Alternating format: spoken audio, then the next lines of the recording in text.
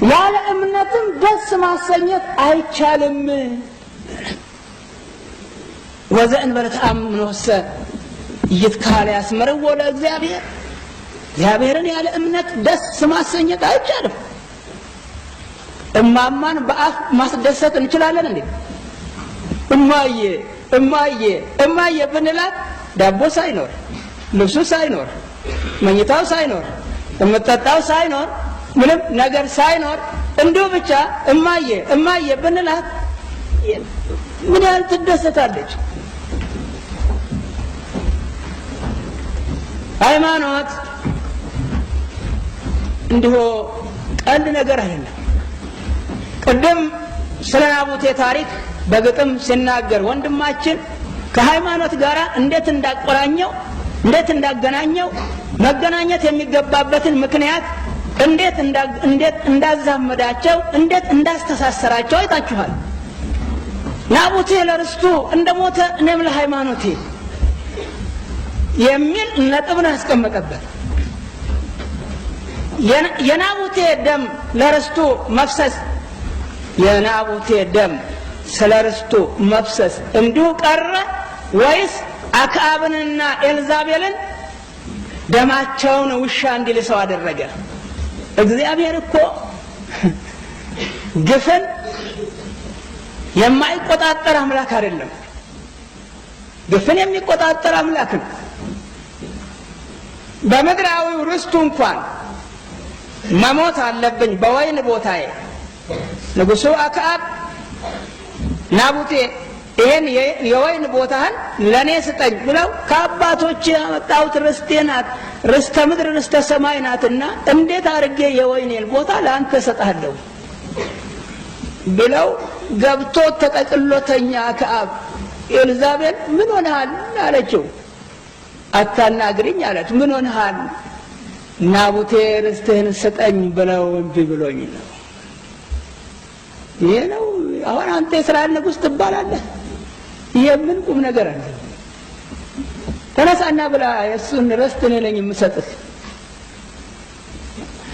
የሐሰት ምስክሮች አቋቁማ በሐሰት ምስክር መንግስትን እንደበደለ ፖለቲካ ውስጥ እንደገባ እንዳጠፋ አድርጋ አስመስክራ የናቡቴን ደም በከንቱ እንዳፈሰሰች ያንቺም የባለሽም ደም ይፈሳል ነው የተባለችው እንጂ ዱ አልቀረም። የናቡቴን ደም የተቆጣጠረ እግዚአብሔር የጳውሎስና የጴጥሮስን ደም አልተቆጣጠረም? እንዲሁ ዝም አላቸው? የትም ጠፍተው ይቀራሉ፣ የትም ወርቀው ይቀራሉ፣ ታሪካቸውም እንዲሁ ተቀብረው ይቀራል ብለው ነበረ።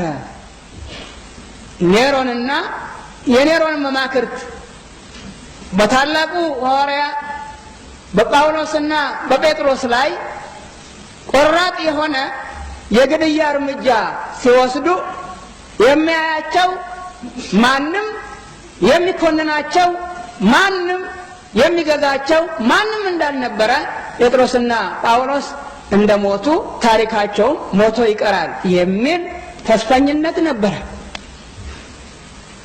እንደ አቤል መስዋዕት የጴጥሮስና የጳውሎስ ታሪክ እስካሁን ድረስ ይናገራል አይደል?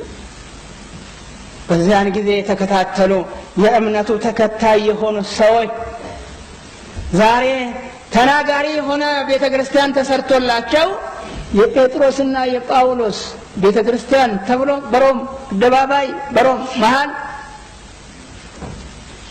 በተሰየፉባት ሀገር ከኢየሩሳሌም ተሰደው ሄደው በሞቱባት ሀገር የታሪክ ሰዎች ሆነዋል።